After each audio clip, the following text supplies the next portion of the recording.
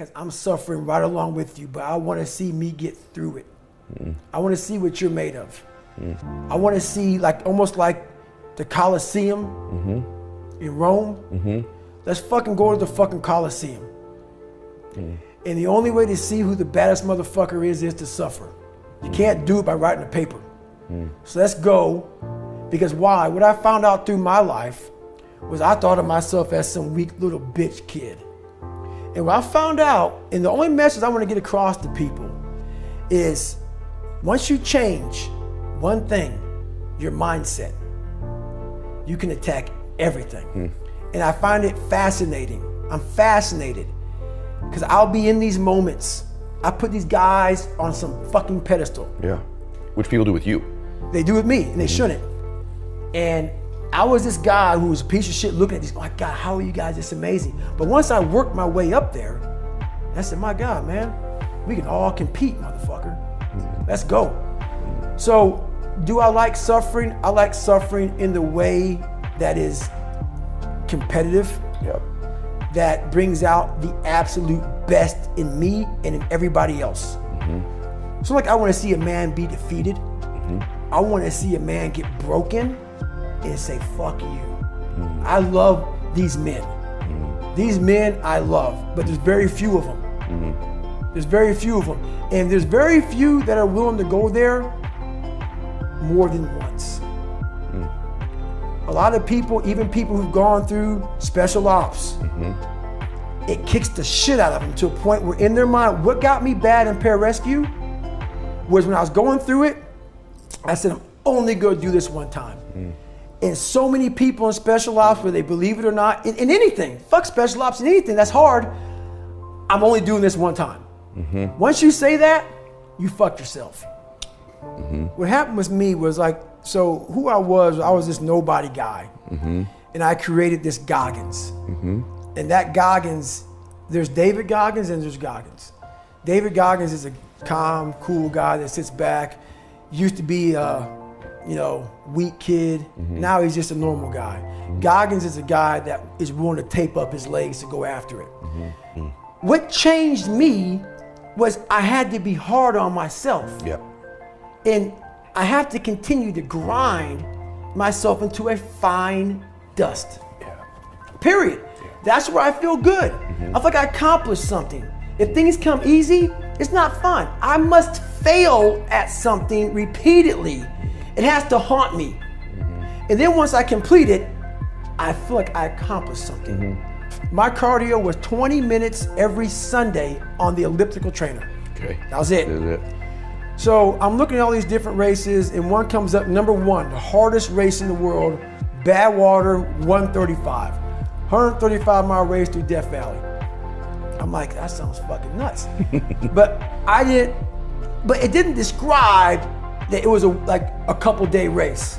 I'm thinking, okay, that has to be like a fucking 7-day race. Because I don't know people who run like that. So I end up calling Chris Kosman up. Chris Kosman is the race director of Badwater. He's like, have you ever run 100 miles before? I'm like, no.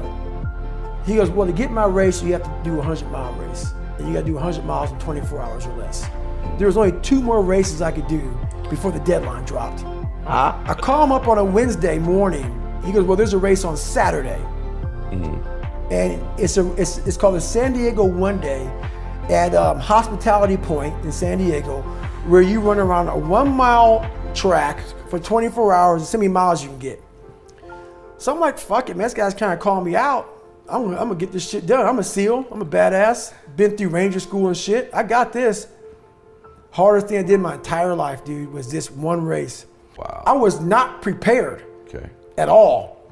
So I sign up for the race, I show up, I'm this big bodybuilder looking guy, shirt off, black hat on, and I set out. So every mile, I'm gonna see this blue lawn chair. I had Ritz crackers and Mileplex. That was my fucking nutrition, man. No water, no nothing. Just, I get going, I sit down at mile 70. And buddy, I hadn't sat down yet. I sit down and everything falls the fuck apart.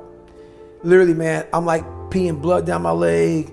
I have some crap coming out of me, and I got 30 fucking miles to go. and I'm in the worst shape of my entire life. And so I won't get too deep into it, man, but I end up going back through my cookie jar, and I talk about, my cookie jar is basically something I invented about. We forget how badass we are when we're suffering, because our mind just stays right there in suffering. The cookie jar is a reminder. You know how your mom used to have the cookie jar, you don't know what kind of cookie you're gonna get, but it may be oatmeal raisin, maybe a chocolate chip meat, because she dumps them in that motherfucker. You just grab one and go. Yeah. So my cookie jar is the things I've accomplished, failed at, didn't fail at, just kept on grinding through. So I take this 1 second, I calm down, so I realize, okay, man, I gotta be able to just stand up first, come all dizzy and lightheaded, and I go through this process. And I said, I might quit, but not yet. I go, this is the worst shape of my life. So I said I might quit because when you're not gonna quit something, you got 30 miles to go, your mind's spazzing. Like, I'm fucked up. Like 30 miles is a long way to go, just fresh. I've already gone 70, I'm in the worst shape of my life.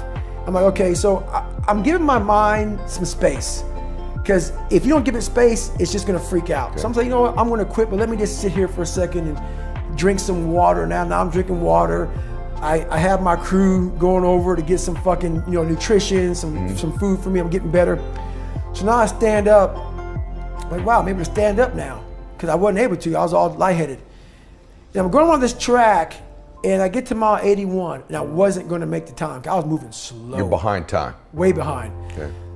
And this is the craziest thing in the world, and I fucking shit you not.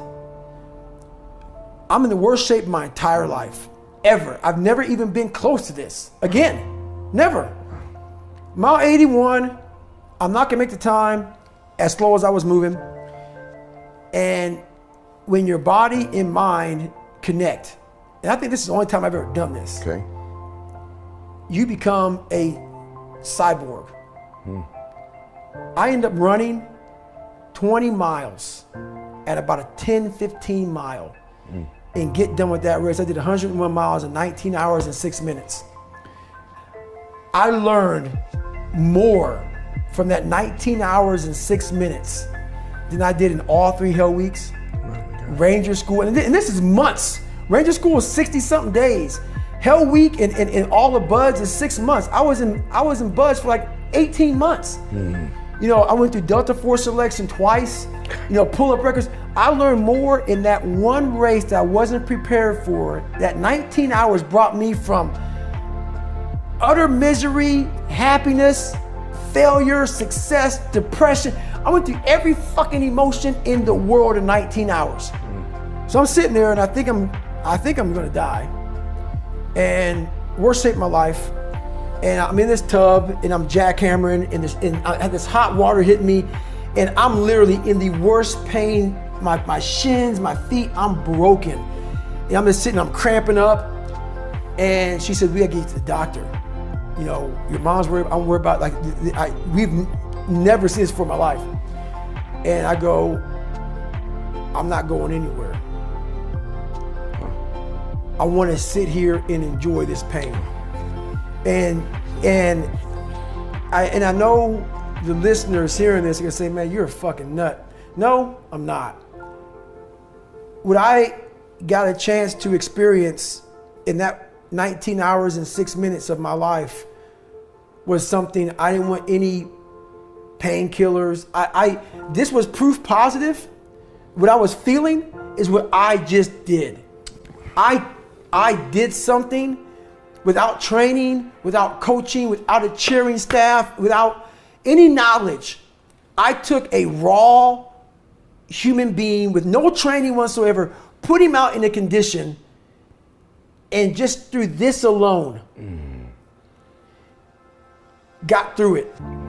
And I sat there and I was like, it was the best feeling I've ever had and will ever have in my entire, I was in the worst pain in my life, and it was the best feeling I ever had in my life. Not because of the pain I was in, but the pain was confirmation of, my God, did I just do that? Wow. And I had completed Hell Weeks, but that right there was like, don't take this from me. Man.